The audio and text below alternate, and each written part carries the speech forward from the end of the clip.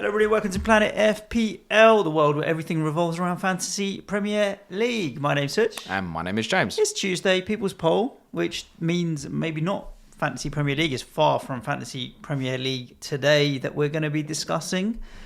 James, do you want to give us the runners and riders in the People's Poll and what won? And did it win by a lot?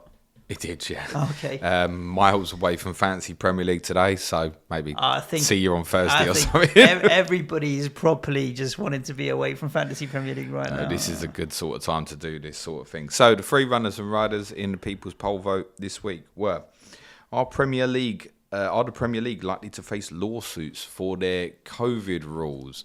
One of the things that's believed to be potentially holding up a change of COVID rules, which most people want, is the belief that it might come back and bite, and some clubs, depending on where they finish in the league, might then come back to the Premier League and say, you can't change your rules mid-season, yada, yada, yada. This affected us during this period because you postponed these games, etc.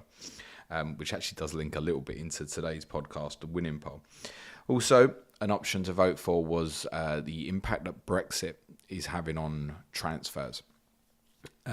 Particularly in terms of the criteria of player that you can buy base in this country at the moment.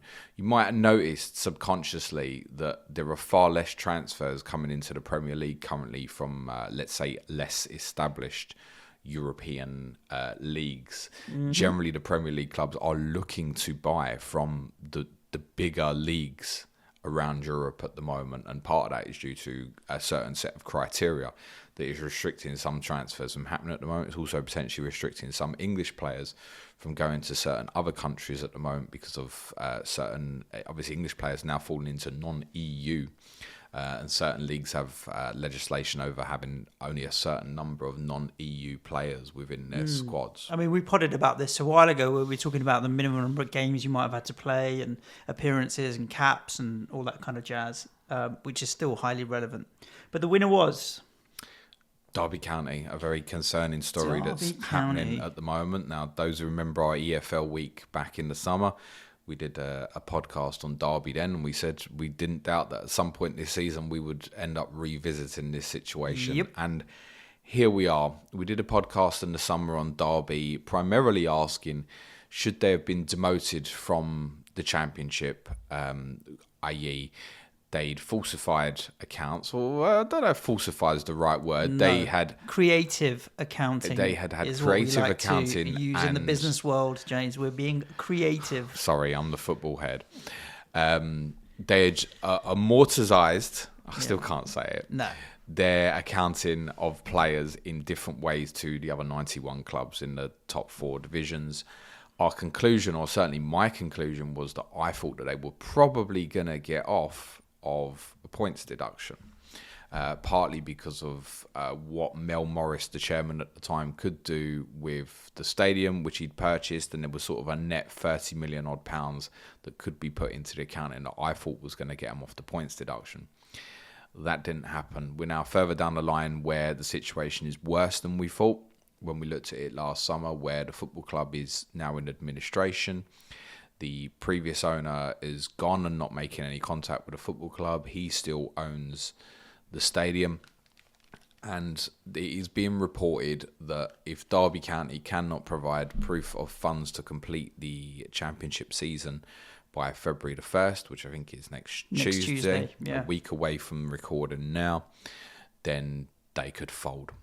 Correct. The question was obviously, could Derby County be... they wouldn't necessarily fold, as in they wouldn't necessarily cease to exist as Derby County Football Club. Bury Football Club still exists. Exactly that, but they would be kicked out of the league, which may as well be, right? So if they cannot prove to the EFL by next Tuesday that they have enough money to fulfill all of the fixtures to the end of the season, the number that is being touted is about £5 million, then the EFL could kick them out of the Championship, and then they'd kind of go into no man's land for a little while. And so, they wouldn't fold and no longer exist, but they could potentially be kicked out of the league. This has all kind of come about because they obviously went into administration in the back end of last year, December, And it's quite a complicated story as to what's gone on and why we are in this situation. I think it just starts with the administrators that have been appointed, and we've got to give a fair amount of credit to The Athletic and BBC and Kieran Maguire and all of these guys who are reporting on a lot of this stuff. They're not a big company. They're not one of the big boys that usually get involved with the administration. Clarify. The administrators. Yeah. What's the name of the company? It begins with Q. Yeah. I'll check that while you're talking. Sorry. So the feeling being that none of the actual big boys in the administrators and liquidators wanted to go near Derby County because it was just too complicated and messy and could have ended up going south. And so that's why they've ended up with a smaller firm handling the administration. And as it stands now, Mel Morris has no control over the football club. We have mentioned the stadium, which we'll come back to, but he has no control of the football club. So any dealings are between the administrators and the EFL. Quantuma, I think. I can't find the name of the company, but I think it is.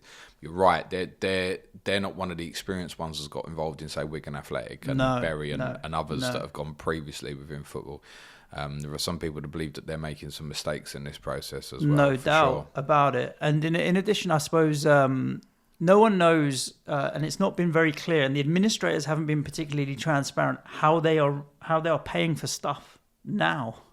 They've obviously been running the club for a month or so.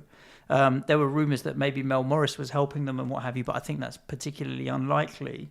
But yeah, they've been running it, and in that time, they have obviously been on the hunt for a new buyer for Derby County, because as soon as a new investor comes in and a new owner, then obviously they would be relieved of duties and the club can carry on and life goes back to normal. Not really, but it would. So the biggest goal for the administrators obviously is to find a buyer for the football club and keep it alive until and when they do.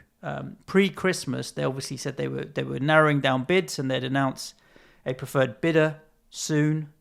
We still don't have one, and the clock is ticking. So, yeah, Wayne Rooney was led to believe in his press conference last Thursday that a preferred bidder was going to be announced on Friday. Weekend come and gone. They lost, obviously, Derby at Nottingham Forest on Saturday. Still no announcement on a preferred bidder. There was a scheduled meeting planned for the EFL, obviously the governing body of the Championship, League 1, League 2, with Derby County, and that was postponed yesterday. It's believed that that's probably good news, where the EFL are not pressuring the administrators for further information. It's actually believed that we may now get that preferred bidder. My nervousness as a football fan looking at it neutrally on the outside is good news, bad news, good news, bad news, delays, timeline is dwindling. Yeah, and I guess it's down to negotiation, James. The bottom line is that Derby is a distressed asset as a football club for a number of reasons, and we can let's work our way through top to bottom as to if you were a investor right now, let's call it Mike Ashley. You're a better looking version of Mike Ashley, let's say, because he is one of the people in the list. Thanks, Princess. Why would you want to buy Derby? Like, there's loads of reasons not to want to buy Derby and why the value of the football club isn't that great. And as a result, if I was looking to buy Derby County now with a business head on, you'd want to lowball them and screw them over because pay the least amount. Screw the club over, it's the club you're buying. But you'd want to pay the least amount of money that you possibly can. And there are reasons why you would. Like, let's start at the top. Firstly, they don't own the stadium. Pride Park is owned still by Mel Morris.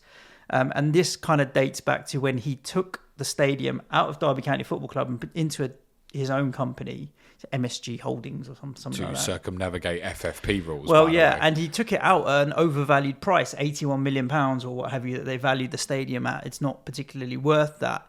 So first and foremost, why would you want to...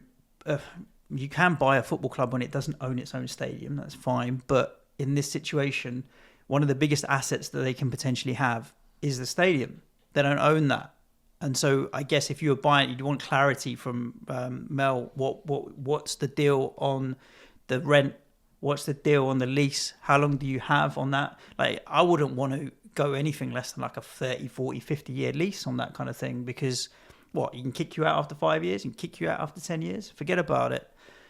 So that's obviously a particular problem, that they don't own the stadium. Well, it's believed that Morris is holding on to it so he can try and get something back from his investment on Derby.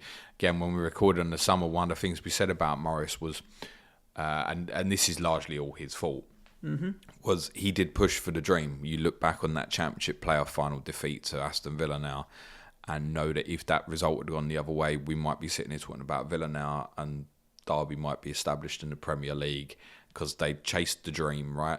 They overspent to chase the dream to get in the Premier League, knowing that if they got there, they could deal with the problems if they got there, and then obviously stayed there as well. The other problem they've obviously clearly got is footballing problems, in the sense that they've had a 21-point deduction, are highly likely to get relegated into League One. Now, let's not get discounted. I mean, Rooney's doing a great job. They do have a chance of getting out of it. It's incredible that they've got a chance. In fact, they've got a strong chance on field. Yeah, but 21-point deduction means that you're looking at a team that are about to drop into League One.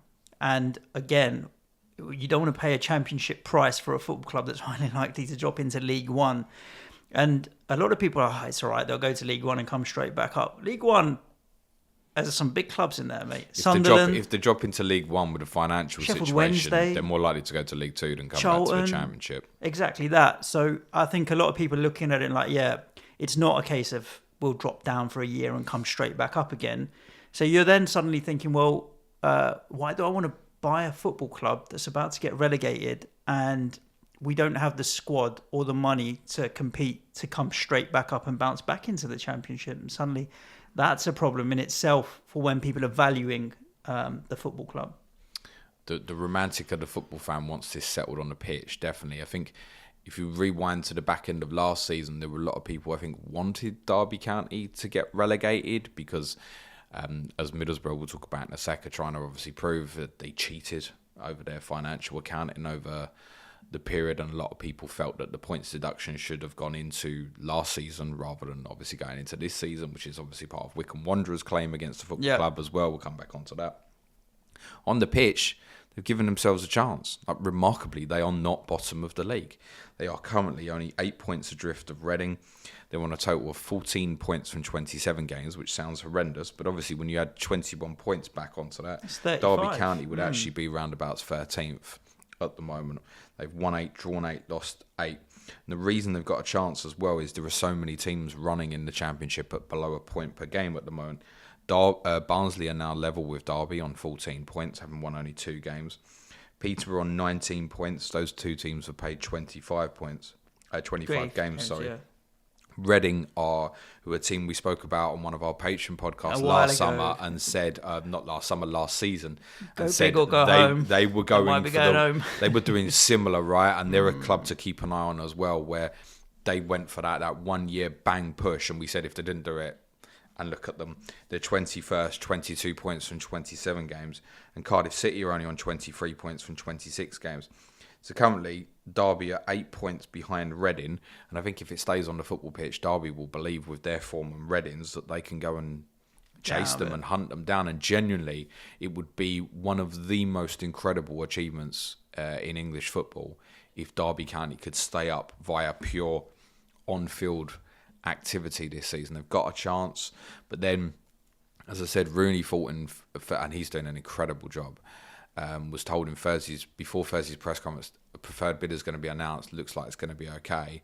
Then to go into the weekend where they've basically had to sack Phil Jagielka. Yeah, he's moved on to Stoke, so they now have a transfer embargo, transfer sanctions on them. That means that they've had to let him go. And when I say sack, that they didn't want to. They've had to let him go because of contract and whatnot. So Graham Shinnie's left the club as well.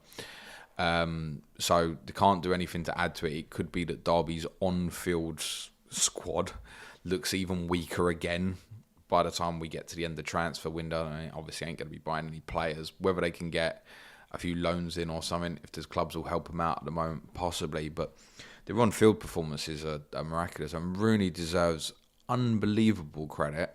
The other thing, of course, with Rooney, in terms of relation to the football pitch, Rooney himself might not be there in a week or so. That's also true. Purely because if he does get offered the Everton job, he's going to find it incredibly difficult to turn it down. I don't think anybody at Derby would begrudge Wayne Rooney taking that opportunity while it comes up. But again, the romantic, I think, of most football fans want to see... Finish it off. Yeah. Mate. Finish it It'll off. be as good as any of his on-field achievements if he keeps them up, and will set him up for hopefully a long and established managerial career. If he can put this on his CV, that will last. I've heard people saying, it'd be better than when Leicester won the title. I don't necessarily agree with that, but I mean, there wouldn't be a debate on manager of the year if he kept Derby up. Agreed.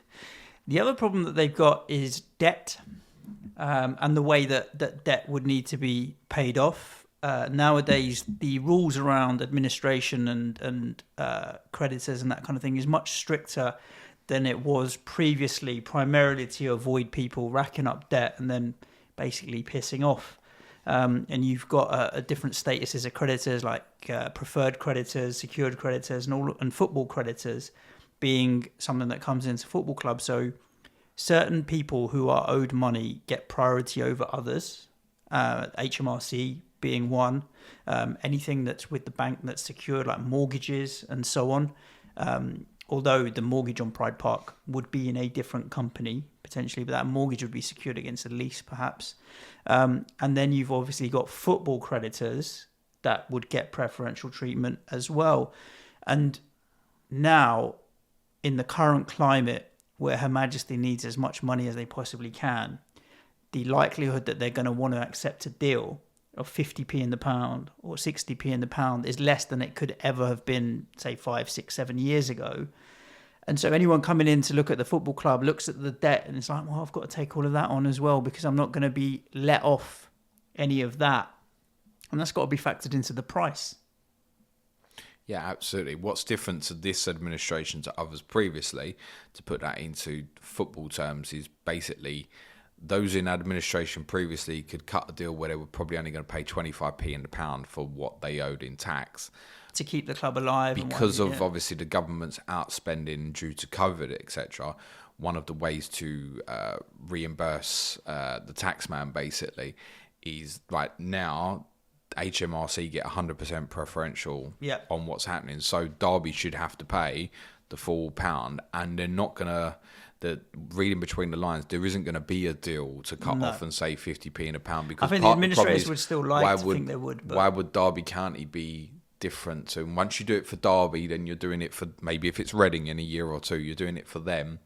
And then the whole idea of the HMRC getting preferred treatment is out, doesn't even exist. So I think Derby will end up having to pay the full amount, which is obviously a big problem. I don't know if there's anything that can be put back on that in terms of deadlines. If they say, it's still full amount, but you can do it over a certain amount of time. How does that work? There'll be a deal to be done on the term of how quickly you pay them back, and that can be negotiated, no doubt about that. But I don't think there'll be much wiggle room on the amount of money that they have to pay back. And then, obviously, football creditors get priority. So if Derby owe other clubs money for transfers and other people within football money, then that gets preferential status as well, because the EFL have set the rules that way. And quite rightly, you don't want clubs getting screwed over by each other. Like say one club owed another 30 million on a transfer, that club goes bust. You could drag one or two down with you. What Derby don't have, which is another problem, is assets. Like when you go to buy a business, you're looking at what am I buying? What's there that's worth something? All right, if a football club, you've got stadium, bricks and mortar, great. Well, they don't have that. Players, they haven't got sellable player assets. They haven't got assets that are worth money that they could liquidate. Like Wigan, at least when they had their problems, they didn't get the best prices for their players, but they had stuff they could sell for a bit of money. And you're almost basically with Derby just buying the brand. What else is there? Big brand, no? No doubt about it. It's worth something. Massive historical club who it's won worth the something. league 50 years ago. But it's there's nothing else that goes with it. Like when you buy asset, when you want stuff that you can touch and feel and actually think, okay, I can sell it. But a brand is virtual, isn't it? Really. So what I don't understand is in relation to the unpaid tax, which from my understanding is basically Melrose just didn't pay it. Yep. Why is that not a criminal offence from the individual? Yeah, that's true. It's a good point. I don't Perhaps it should be. understand how that works. People can get prosecuted for it. It's the extent of which. I think the difference is really you have to have been negligent. Because you can run a business with the best intentions and still cock up. Right? You can run a business with the best intentions. It can go bust because you're not a good business person. That's not necessarily a criminal offence. But you can run a business knowing that you want to burn it and nick the taxman's money and do it intentionally. At that point, it is a criminal offence, which is why you see people when they get onto their second, third, fourth failed business get banned from being a director and get and all sorts of stuff like that. Mel Morris did not have ill intention for Derby County. I'm certain of that. I don't think he wanted to screw over the taxman. But Mel Morris has run out on the football club. Yeah. The other thing to add in, you mentioned briefly Middlesbrough and Wickham. So this is a bit of a funny one now because both. I don't think Derby find it funny. But where does it sit on the spectrum of what is it? Because both Middlesbrough and Wickham are suing Derby County for two different reasons. The kind of numbers that they're suing for are particularly high, and we don't know what's happening with these. I've not heard what the Wickham Wanderers number is, but I've heard a number about Middlesbroughs Claim which would make you gasp. Yeah. Wickham obviously are suing because they feel that the timing of what happened with Derby meant that their points deduction was kicked into this year, not last year. Had it stayed in last year, then the points deduction would have been last year. Wickham would have stayed up. Wickham wouldn't have gone down, and Derby would have gone down last year. You know what the irony about that is? Wickham probably wouldn't have stayed up. Probably Sheffield Wednesday probably would have stayed up instead, because it was the fact that Derby and Sheffield Wednesday drew on the last day and Wickham won meant that Wickham jumped above Sheffield Wednesday. But if Derby had that points deduction and then Sheffield Wednesday had known win at Derby and you're definitely safe, it's probably a different football match, isn't it? Yeah. And then it's probably Sheffield Wednesday perhaps would have the counter claim. And obviously Middlesbrough are upset about FFP because of the way that the accounts were. Go on, say it, James. Amortization. Lovely. That was a good right? one. That was a good one. I'll never get it right. Middlesbrough's Claim centres on the year that I said obviously Derby lost to Villa in the playoff final. Middlesbrough finished 7th. Yeah. Now, obviously Middlesbrough believe, and what the key word that Middlesbrough keep trying to use is cheat. Middlesbrough have to prove that Derby County cheated their way to that league position.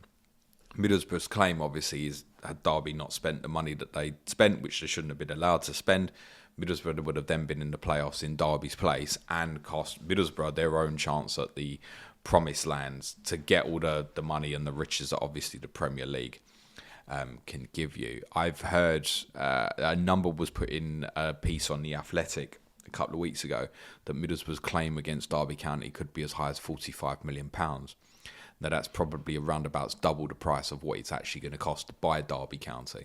Is it any wonder that an owner is struggling to buy the football club with that looming? Now, there's no way, in my opinion, that Middlesbrough are going to get £45 million off Derby County, but it might still be 5 million, 10 million, enough to make you go, I've got that as well, and not know, right? Could it go to court and Middlesbrough get £45 million from Derby? I think that's extremely unlikely. But again, to take back to your point, who wants to buy a football club? No, with that looming over your head. With that looming. And there are a couple of little nuances to that as well, James. One being whether Middlesbrough or not... would not have come up, by the way, just to be clear. The amount is unknown. And so what's also unknown is whether or not Middlesbrough and Wickham will be treated as football creditors in this scenario. I mean, they're football clubs at the end of the day. I think the EFL are stating in this scenario, it's a non-football matter. It's kind of litigation. So they wouldn't be treated as preferential necessarily. So there's no risk that, hang on, if that happens, then they'd be treated as preferential for those amounts of money. But there's a small chance, unlikely, but small chance. And so anyone that coming in to buy the club would probably say to the administrator or what have you, like, indemnify us against this. Should we get sued, we don't have to pay it, you have to pay it. But then if the amount is more than the administrator gets for the club, that then gets distributed out anyway, where's this money going to come from? It's got to come from somewhere. And you can't just magic money out of thin air, unfortunately. So the fact that exists is a problem for them to move the club on. And so you've got a situation where you don't own the stadium. They're probably going to get relegated. They don't have many assets and they don't have any players they can potentially sell. They owe a shitload to Her Majesty and other people, and they're getting sued. Also, let's buy Derby, mate. They're also in for next season a 15 points deduction, Yep. which won't come into effect till next season. But whatever league they're in, they're basically going to have that again starting on sort of minus 15 next season, which I suspect most Derby fans at the moment would probably take that and be like, well, if I've got minus 15 next season, at least I've got a football team to go and watch. Basically, if Middlesbrough and Wickham drop their claims, it looks like one of the bidders, and there's 3 interested parties, we believe at the moment, one of them will take control of the football club. But while particularly the Middlesbrough case is lingering, I'm concerned. And what it's causing at the moment, the 2 clubs play each other in a couple of weeks, and it's causing a really hostile environment between the 2 clubs. Of course, it's going to kick off. It's going to kick off. It's not Middlesbrough's fans' fault, is it? It's not Derby's fans' fault. It's all off-field stuff. Steve Gibson, the Middlesbrough chairman, released a statement open to everyone last week, basically saying that we've got this claim, we're going to do what's best for us. Derby County cheated, but he's also saying like he's tried to have several conversations with Contuma, the administrators of Derby, and it keeps getting pushed away. And that doesn't mean that that's factually correct. It might be that that's not true, and they have made certain claims. What they want to do is obviously try and settle something outside where they go, okay, look, here's 5 million, shut up now, or do something that's at least say, look, can we sit round the table about this in a year or two? I'm really concerned that if Middlesbrough don't, and this isn't to blame Middlesbrough, it's not even to blame Steve Gibson, because Steve Gibson's doing what's best for his football club. And of course, bottom line, unfortunately, is everyone will do what's best for them. He believes that there's something to be got out of it, and obviously probably believes that Middlesbrough were cheated out of that playoff position and the chance to get to the Premier League. I'm really concerned that if that doesn't get dropped, that Derby are in trouble. So with that all taken into consideration and us painting a picture of doom and gloom, James, I actually think there's light at the end of the tunnel. And I don't think that we will see Derby getting kicked out of the league or anything worse than that, because I think somebody will buy the club. And at the moment, as it stands, we've had word that there's 3 kind of interested parties. One I would discount. That's the consortium, the local one that has the former chief executive whose name escapes me, but Appleby, was it? Yeah, he got fired for gross misconduct. So how he's part from Derby, obviously, he's part of a small consortium trying to take it back over, I can understand. But the 2 more interested parties that will be interesting is obviously Mike Ashley, that we're familiar to so many football fans from his time at Newcastle, and obviously Rangers. They don't like him much up there either. I don't think Mike Ashley taking over Derby would be a particularly bad thing. I'm in agreement. For them. Primarily because, look at Newcastle, right, okay, he didn't invest a lot of money, but he also didn't let it die. He put enough in. He put 111 million loan into Newcastle interest-free to keep it alive. His goal eventually will be to flog it on to make a bit of profit. He's there to make a few quid. Letting Derby go bust is not in his interest. So him coming in to take over the football club won't be exciting, but you'd rather be alive than it'll make people scared. But in a weird way, we're actually seeing, in a weird way, and I know Newcastle fans won't agree with this, but the way Mike Ashley ran that football club, he's going to benefit Newcastle in terms of their transfer spending in the next 100%. year or two. Yeah. The power they've got because of how prudent they were with FFP, etc., and that money could have been spent previously, means that they can, we've said it already, like they could spend 200 million this January and it won't make a dent in their FFP because of the way that the football club was run over the previous years. That's not to credit Ashley, by the way. But right now, Derby needs someone who's going to come in and knows how to run the operations. Exactly that. And he does. I'm just laughing to myself because plug the patreon.com. We've got a quiz later on Newcastle's transfers. I wasn't doing that as a link. Nah, me neither, but it's funny. We're doing a quiz later. We do a quiz each and every week on Patreon for our patrons. And this week's topic is Newcastle's transfers, knowing that they've got so much money to burn in the Premier League era, which is going to be interesting. So, yeah, we're right. His business dealings did help Newcastle in the position they are. The other bid has come in, and this is like hot off the press in the last 24 hours, and it's been fairly public, is an American investment company called Carlyle Capital, putting about 25 million quid. This isn't the Binney brothers. Are the Binney brothers linked to Appleby? Yeah. Okay. The Carlyle Capital are an American firm who have bid 25 million pounds, give or take. And that's hot off the press. Kind of, it came in yesterday. It's official. Bids on the table, being sorted out now. Mike Ashley's negotiations will have stalled with Derby because he's a stingy fucker and he doesn't want to pay a lot of money for it, right? So he'll be lowballing to the last possible minute. There's rumours like he's met with Gibson and stuff to try and resolve it. Yeah. He'll do it under the table deal with Mike Ashley. So I'll give you 5% in Sports Direct. Well, mate, 5% Sports Direct would be worth way more than 5 million quid, mate. I'll give you 5,000 oversized mugs as part of the deal. I think Mike Ashley's in it. He's going to stick around and he'll swoop in, but he'll be looking to get the best possible deal he can. Whereas the American firm are probably coming in looking at it as a long-term plan to see if they can get in the Premier League. They'll obviously make more money. 25 million quid for Derby, and so there are people willing to buy it. I think Mike Ashley will be there, ready and waiting, on at 11th hour, 59 minutes, to always save it because he'll get the best deal at that point. And the American firm are probably the preferred bidders who'll look at it with a little bit more level-headed, but they will obviously want to get a return on investment as well because that's what these kind of VCs do. There are bidders there. There are numbers and official bids on the table, and they'll be fully aware of the debt and what they are getting themselves into. And so despite all of it, I don't think they will get kicked out of the league, and I don't think they'll go out of business. But there's pain on the way before it gets better. That's my kind of summary and feeling on it. My big concern is obviously with what happened to Bury, is my belief going into that was always, it'll be all right. Football club doesn't die. It'll be all right. And then to be watching it on the final day, and I think the whole nation almost feeling completely powerless to try and help. And this has similar kind of alarm bells to me for different reasons, because now I'm sitting here thinking, it's Derby County. Derby County aren't going to die. It can't. A big football club, right? I mean, in terms of the size of the football club, Premier League club.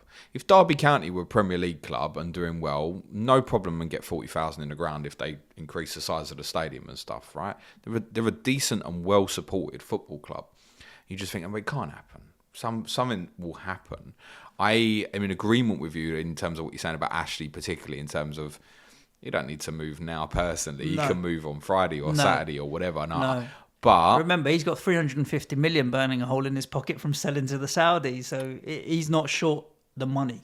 But there has to be a little bit of concern. I'm concerned if there isn't a resolution by Friday, or there isn't something in the next 48 hours that comes out and says Party X is preferred bidder or something. We're and going then into due if diligence it's not now, Ashley, does he want to kind of rival it and say, okay, I'll go a little bit more financially or something? I don't know. The Bury case has taught me to be kind of sceptical and prepared for the worst. I don't think we can just sit here and go, Derby County will definitely be all right because those people are at the table. People were at the table to try and save Bury. What was the price on Burnley that Alan and his crew? Oh my gosh, that's a great question. ALK. 150?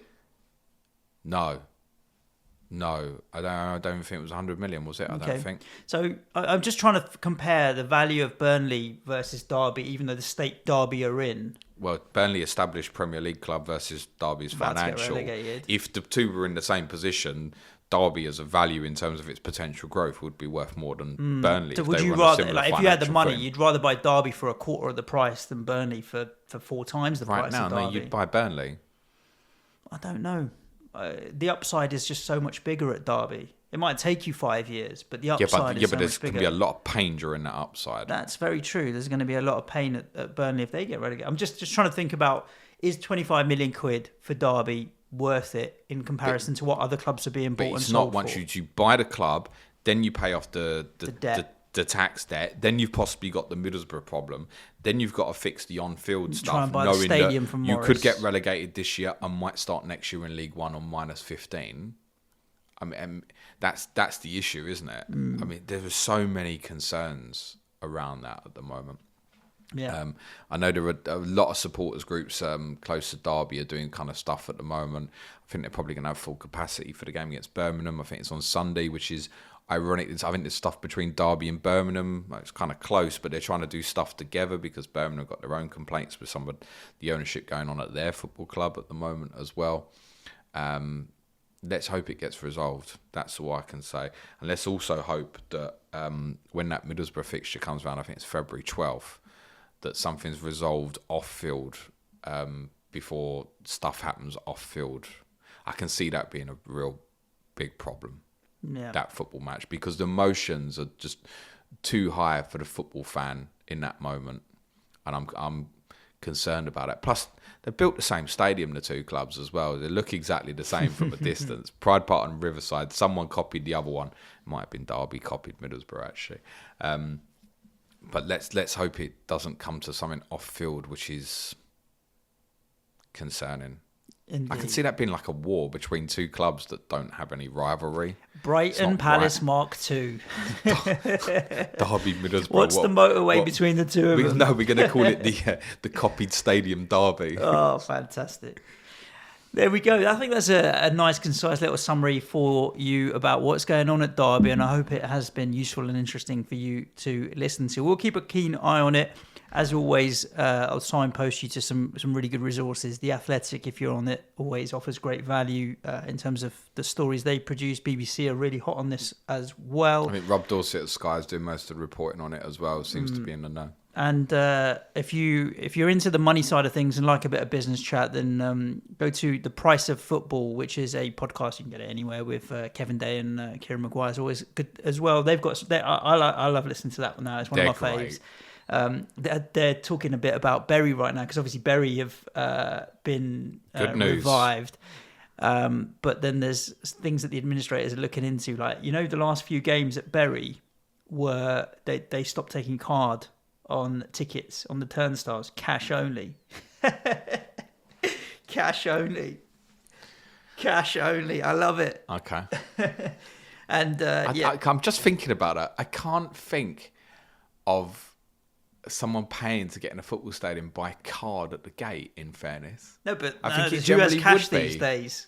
Yeah, but if you went to Enfield Town, I went to watch Tottenham's kids play at Enfield Town a couple of years ago. It's 10 on the door and it's cash. 10. There's no card. It's cash. Well, in a league club, you'd expect them to be card machines and what have you. But anyway, yeah, cash only all of a sudden smacks of. But you can't just walk around with one card machine. I know what you're saying, but I think. I love it. It's the same at my local fish and chip shop. They don't take card. Cash only. It's not necessarily as practical as you might think. No. I'm not sure.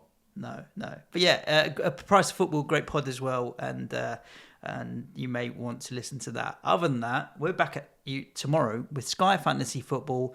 It's overhaul. Yeah, we're going to be putting together a watch list. I've got a little task for Suj to do for that podcast. He doesn't know what it is yet. Don't worry, it's not too taxing. Lovely, jubbly.